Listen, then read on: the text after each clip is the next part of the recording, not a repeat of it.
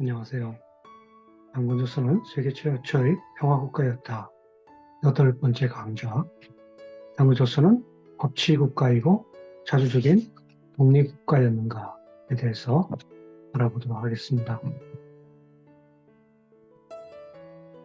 우리가 지난 시간에 걸쳐서 당군조선은 환웅족과 곰토템족, 범토템족, 그리고 늑대 토템족으로 구성된 연합 국가였다라는 것을 말씀을 드렸습니다.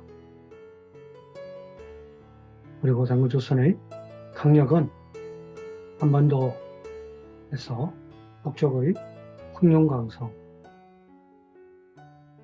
넘어 경계선까지, 그리고 서북쪽으로는 내몽고, 서쪽으로는 산서성 산동지역에 이르는 제국이었다라는 것을 당군조선의 대표 유물인 고인돌과 비파양동금, 빗살무늬 토기, 그리고 이 지역에 함께 발굴된 당군조선의 화폐인 명도전으로서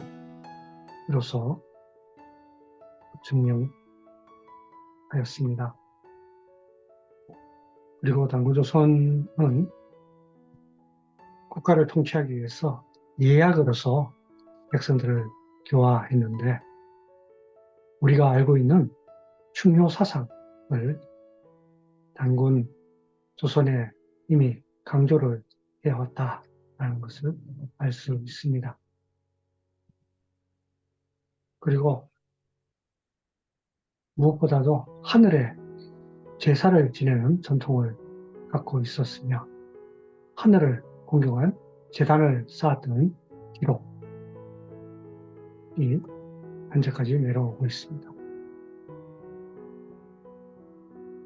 예약의 하나인 음악, 악기를 연주하면서 노래를 부름으로써 백성들을 교화했다는 그런 내용이 초사에도 나와 있고요. 이 비파가 바로 그 악기라고 할 수 있겠습니다.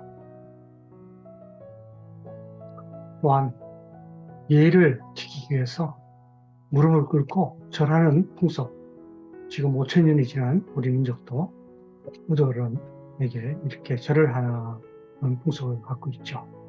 그리고 말은 존댓말을 쓰고 있는 그런 풍습을 우리는 갖고 있습니다. 이 당군조선이 얼마나 예와 악으로서 백성을 교화했는가 하는 것을 알 수가 있습니다. 그렇다면 지금부터는 당군조선이 과연 법치국가였는가, 법으로서 나라를 다스렸는가, 그리고 주권이 있는 자주적인 독립국가였는가 하는 부분을 말씀드리겠습니다.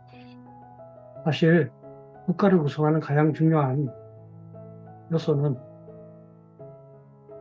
영토와 국민과 주권입니다. 그동안 영토 그리고 국민에 대해서, 백성에 대해서 알아봤고, 오늘은 주권이 과연 무엇이며 당군조선이 주권을 갖고 있었는가 하는 부분에 대해서 살펴보도록 하겠습니다. 주권이란 국가의 뜻을 최종적으로 결정하는 힘을 말합니다. 다른 나라에 간섭 없이 자신의 나라와 관련된 중요한 일을 스스로 결정할 수 있는 권리이죠. 그리고 대외적으로는 나라의 독립을 주장할 수 있는 권리를 말합니다. 이러한 것은 주권이 미치는 영토 안에 사는 국민들에게 적용되는 법률이 있어야 하고, 또 이를 시행하는 관료조직이 있을 때 가능합니다. 나라마다 헌법과 형법과 민법 등 다양한 법제도가 존재하는 이유이기도 합니다. 그렇다면 당군조선에 과연 법률이 존재했는가를 어떻게 알 수 있습니까?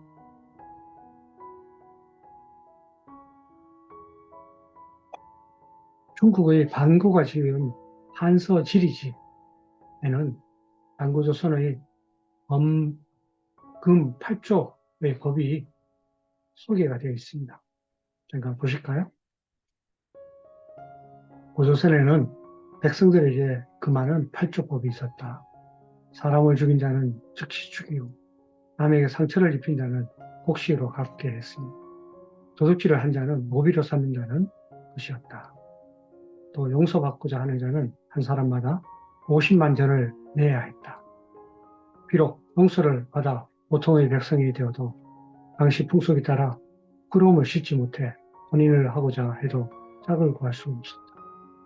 이렇게 하니 백성은 도둑질을 하지 않아 대문을 닫고 사는 일이 없었다. 여자는 모두 정조를 지키고 신용이 있어 음란하고 편벽된 짓을 하지 않았다. 농민은 대나무 그릇에 음식을 나눠 먹고 도시에서는 관리나 장사꾼을 본받아 술잔 같은 그릇에 음식을 담아 먹었다. 네, 하는 내용이 광고의 한서 지리지에 나와 있습니다. 이 법을 보면 사람의 생명과 신체 그리고 사유재산을 보호하는 형법, 다시 말하면 통치의 법이 있었다 하는 것을 말해주고 있습니다. 당구조선이 평화로운 국가를 만들기 위해서 예를 숭상했을 뿐만 아니라 법을 엄격히 집행해서 살인이나 도둑질이나 한 사람들에게는 법을 엄격하게 집행을 했음을 말해줍니다. 다시 말하면 살인한 자는 죽이고 상해를 입힌 자는 곡식으로 받게 하며 도둑질한 자는 노비가 되거나 50만 전을 배상한다는 법을 시행함으로써 살인이나 상해, 도둑질이 거의 발생하지 않는 안전한 사회, 평화로운 국가를 시행했다는 것을 알 수 있습니다. 특히 위의 엄금 8조를 보면 노비를 면하기 위해서 50만 전을 내야 한다 하는 것은 노비 한 사람의 값이 50만 원이었음을 알 수 있습니다. 한서 고재기에도 관중 지역에 큰 기아가 일어나 쌀 열말값이 만전에 이르렀다는 기록이 있고 한서 식화지에도 쌀값은 한 석이 만전에 이르렀고 말은 한 필에 100금이었다라는 기록을 볼 때 노비 한 명의 가격이 쌀 50석, 순말 2필 반 값에 해당되는 걸 알 수가 있습니다. 그래서 번금 8조에 50만 전이라는 화폐에 대해서 이야기를 하는데 사실 이러한 번금 8조가 모두 다 기록된 문헌이 있습니다. 3조까지는 우리가 한서지리에서 나왔고 4조 소도를 훼손한 자는 금고에 처한다. 5조 예의가 없는 자는 군에 복무시킨다. 6조 일을 하지 않는 자는 구역에 도공시킨다. 7조 음란한 자는 태형으로 잡습니다. 8조 남을 속인 자는 훈계하여 방면한다 라고 이 환단고기에 8조 범금이 모두 다 수록되어 있습니다. 놀랍지 않나요? 이것으로서 우리는 단군조선이 이러한 법률을 제정하고 법률을 집행을 했다는 것을 이제 알 수가 있겠습니다.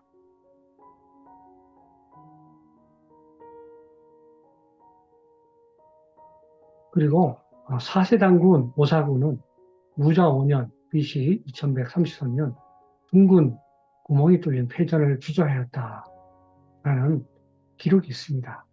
그것이 바로 이 국립중앙박물관에서 무수하게 우리가 볼 수 있는 명도전이 아닐까 이런 생각이 듭니다. 실질적으로 이 명도전은 가운데 구멍이 뚫린 모습으로 단군조선의 영토 내에서 17,000점 이상 엄청나게 출토되었습니다. 아,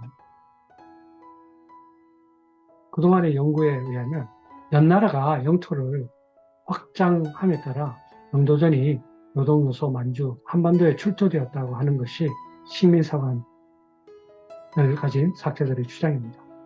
하지만 연나라의 영토인 황하유역에는 영도전이 발굴되지 않습니다. 어떻게 자기 나라에 자기 화폐가 발굴이 안 됩니까? 그것은 100% 자기 나라 화폐가 아니라는 것이죠. 이 영도전은 연나라의 화폐가 아닌 바로 단군조선의 화폐라는 증거입니다. 실제로 이 영도전의 출토 영역은 고조선의 유물인 청동검, 청동거울, 비살무늬 토기가 출토되는 영역과 일치해서 영도전이 단군조선의 화폐임이 확실시 되고 있습니다. 그리고 이 명도전에 새겨진 문자는 연나라의 문자가 아닙니다. 그리고 이 문자는 현재 중국인들은 어느 나라 문자인지 모르고 있습니다. 오히려 고조선의 표식이 되는 해와 달, 그리고 또 우리가 앞으로 더 연구해야 될 가림토 문자, 아주 유사한 문자라고 하는 주장이 힘을 얻고 있습니다. 상식적으로 2000년이 지나서 유물을 발굴했을 때 미국에는 미국의 달러, 중국에는 중국 위안화 동전, 한국에는 원화 동전이 많이 출토되는 것이 너무 당연한 것이 아닌가요? 단구조선의 대표 유물인 모인돌, 비파형, 청동금, 빗살무늬 출토 영역이 영도전의 이 출토 영역과 겹친다는 것은 너무나 당연합니다. 왜냐하면 단군조선의 지배층과 백성들이 사용하던 화폐이기 때문인 거죠. 이처럼 단군조선의 화폐가 있다는 것은 다시 말하면 국가 재정을 담당할 조세 정책이 굉장히 효과적으로 시행됐다 하는 것을 말해줍니다. 수천 년 전, 3,000년, 4,000년 전 청동기 시절 농경사에서는 농사가 가장 주된 산업이었고 농부가 모든 산업의 대표 주자였습니다. 단군 8세 우서함, 오사함이라고 불리는데 이 시기에 조세 정책을 시행한 기록이 나옵니다. 20분의 1 세법을 정하여서 널리 통용하였으므로 믿고 없는 사람이 서로 도와 부족함이 없다. 라는 8세 단군 오사함의 대한 기록입니다. 이 기록처럼 8세 단군의 조세 정책은 수확물의 5%만 걷기 때문에 18세기 조선시대 탄간 오리가 수확물의 반을 걷어서 착취해서 백성들이 굶어 죽지 않기 위해서 북한쪽으로 이주하거나 유랑하며 또 도적대가 되었다는 것을 우리가 기억할 때 단군조선 시대에는 단지 5%의 그런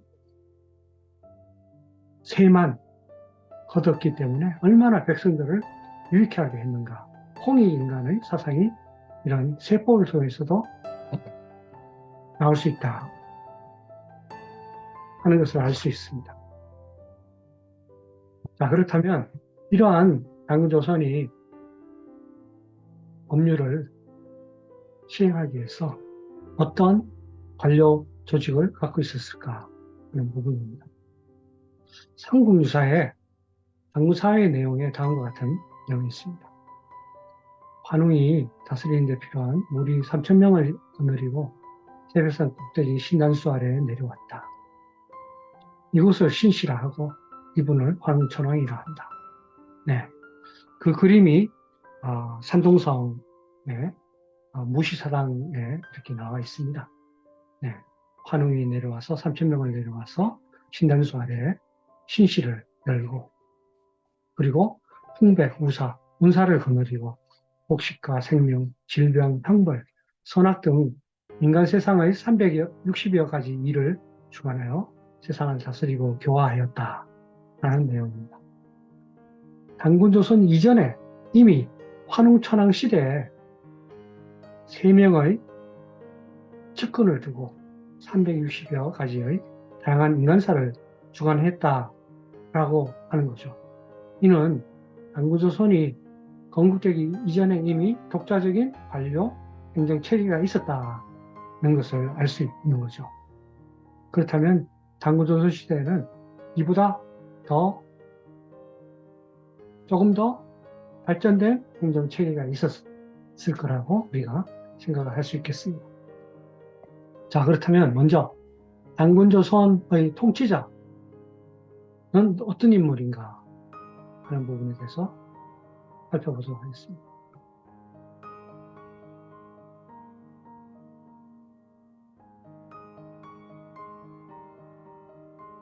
삼국유사 고조선조에 하려 같은 기록이 있습니다.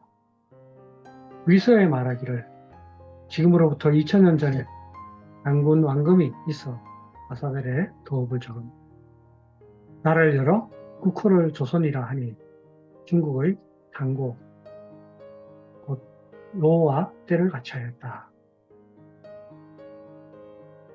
라는 기록이 있습니다. 단군조선은 통치자는 칭호를 단군이라 했다. 그리고 최초의 단군은 단군 왕금이다 라는 것을 우리가 알 수 있습니다. 위의 고조선조 끝부분에 단군조선의 종말을 다음과 같이 또 설명을 하고 있습니다. 단군은 바로 장당령으로 옮겼다가 후에 아사달로 돌아와 은거하여 산신이 되었다. 계승하기를 1908년이었다 라는 기록이 있습니다. 이 기록을 미뤄와 단군조선은 약 2000년 정도 지속되었음을 알 수가 있습니다. 2000년 동안 그러면 몇 번의 단군이 있었을까 궁금하지 않나요? 다행히도 그 기록이 우리에게 전해 내려오고 있습니다. 규원 사화에는 단군이 모두 세섭한 것으로 기록하고 25세 솔라, 30세 나유, 38세 다물의 경우는 아우들이 계승한 것으로 기록하고 있습니다. 그러나 단군 세계에는 47대 단군 중 태자가 왕위를 계승한 경우는 28명이고 왕자가 1명, 단군 현손이 1명, 왕족이 4명, 오가 출신 9명, 그리고 쿠데타가 일어나서 2명이 기록되어서 아주 매우 다양한 형태로 단군의 왕위가 계승되었다라는 것을 알 수가 있습니다. 네. 그렇다면 이러한 단군 그리고 왕족들은 어떠한 상징물을 갖고 지냈을까 하는 그런 부분입니다.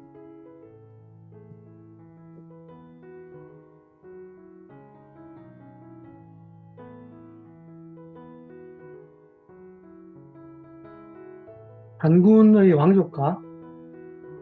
왕족들은 그 가족들은 왕족의 표징인 천부인이라고 할 수 있는 청동거울, 청동검, 그리고 고곡, 환옥이죠.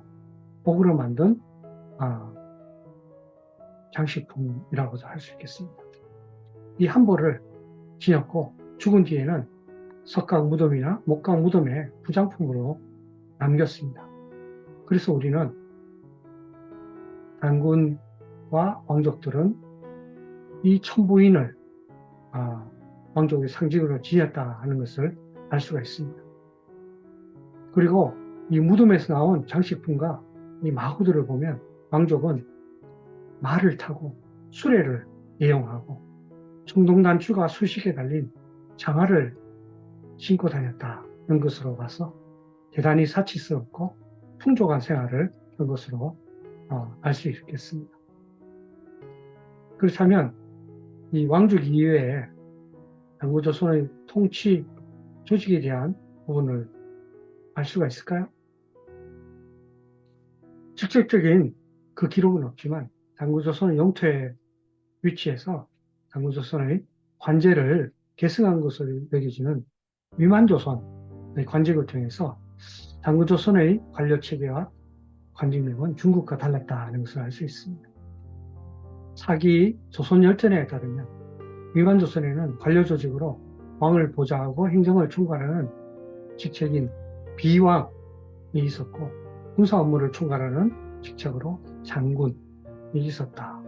또 왕의 유고 시에 후계를 이을 태자가 봉해져 있었고 각 분야별로 업무를 분담해서 관장하는 조선상, 상, 이계상 등의 중앙 관료가 있었다라는 것을 알 수 있습니다. 또한 당구조선의 제후국인 부여를 보면 마가, 우가, 저가, 구가 등 이 가를 장관직 명칭으로 사용했다는 것을 알 수가 있습니다. 그리고 또 예족의 경우는 후와 읍군은 고위 관료 귀족이었고 동옥조의 경우 장수, 구려, 또 음루의 대인 역시 고위 관료 귀족이었다는 것을 알 수가 있습니다. 그리고 수많은 그 특권을 누린 귀족들은 관직에는 임명되지 않았지만 선조로부터 상속받은 재산, 토지, 가축, 모비를 소유하고 신분적인 특권을 누렸다는 것을 알 수 있겠습니다.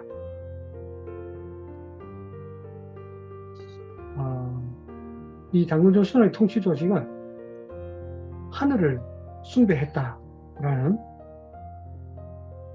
당군조선의 어떤 전통을 보면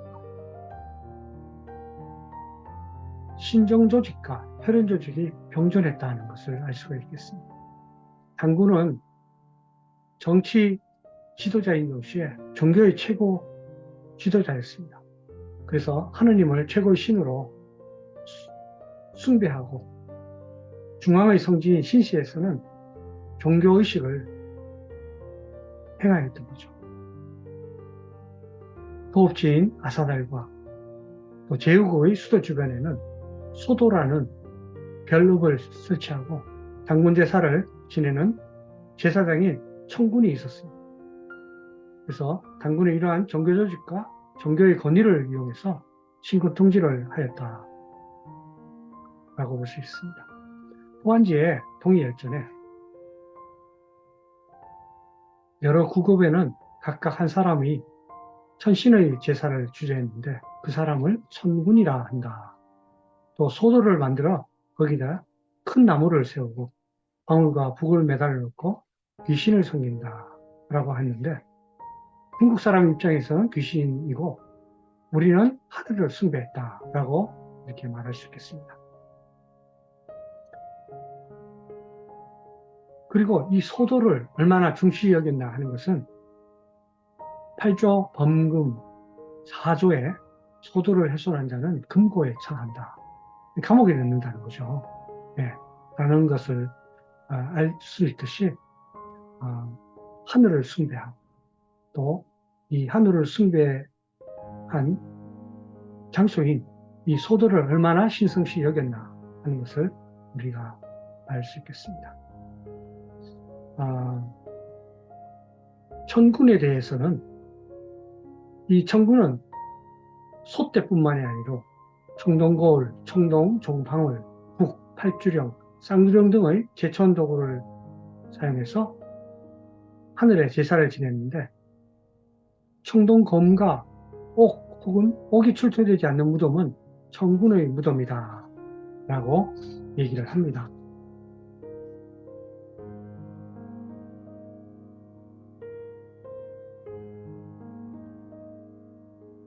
당군조선 인구의 대다수를 차지한 것은 평민입니다. 왕과 귀족의 지배하에 자유민으로서 농경, 목축, 수공업, 상업 등의 생산활동에 종사했고 조세, 군역, 부역의 임무를 담당하고 마을의 공유지 경작, 수로시설, 고인돌 축조, 재단, 성곽, 궁궐 등의 토목 공사를 담당하는 것이죠. 삼국지 위서도 부여전에 보면 음락에는 호민이 있고 하오라고 이름하는 것은 모두 노복이 되었다라는 기록이 있습니다. 그래서 본국인 단군조선에도 유사하게 적용이 돼서 단군조선의 평민은 소수의 부유한 평민인 호민,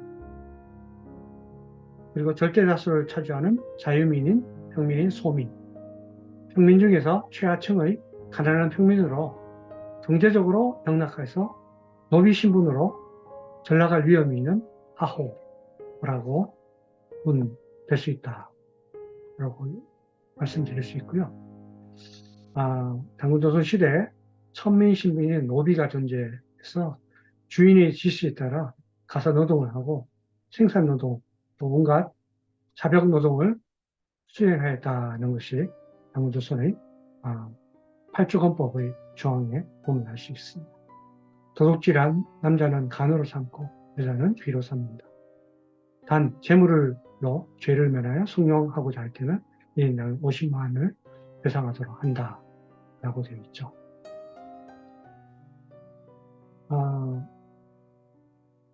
이것으로 봤을 때 이 노비는 형벌 노비가 있을 수 있다는 거죠.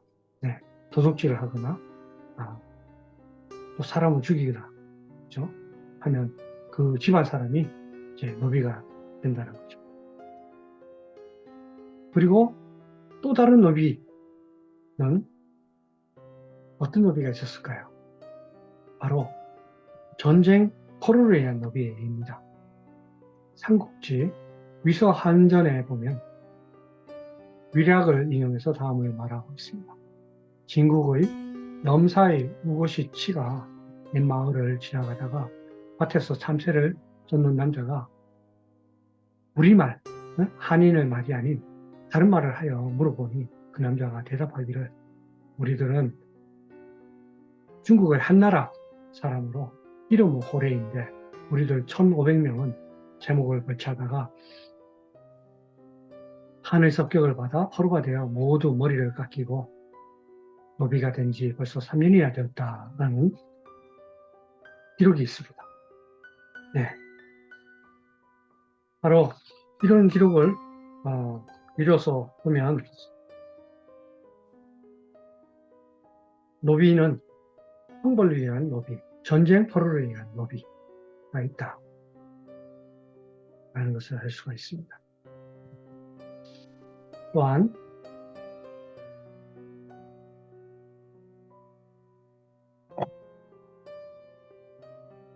호환서 부여전에는 순장에 대한 기록이 있습니다. 사람을 죽여서 순장을 하는데 많을 때는 100여 명 가량이나 된다라는 기록이 있죠. 예.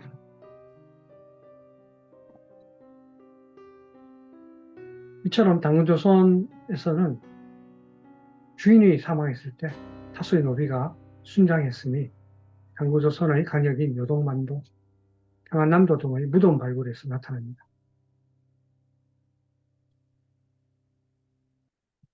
이들은 한꺼번에 순장됐기보다는 주인의 무덤을 만들 때 순장된 노비, 이후 제사 때 순장된 노비로 추정이 됩니다.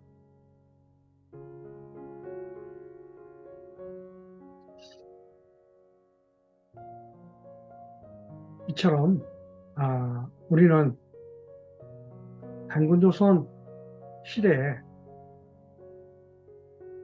법률이 있었다. 이 법률은 삼국유사에서 나오는 환국시대에 인간 세상의 360여 가지 일을 주관해서 세상을 다스려 교화하였다는 그 내용보다 더 치밀했던 또 법률이 있었다는 것을 우리가 알 수 있겠습니다. 다음 시간에는 단군조선의 통치 방식이 우리가 세계 4대 문명과 다르다는 것을 살펴보았습니다만 더 자세히 남구조선의 국시, 평화에 대해서 자세하게 알아보도록 하겠습니다. 구독과 좋아요에 감사드립니다.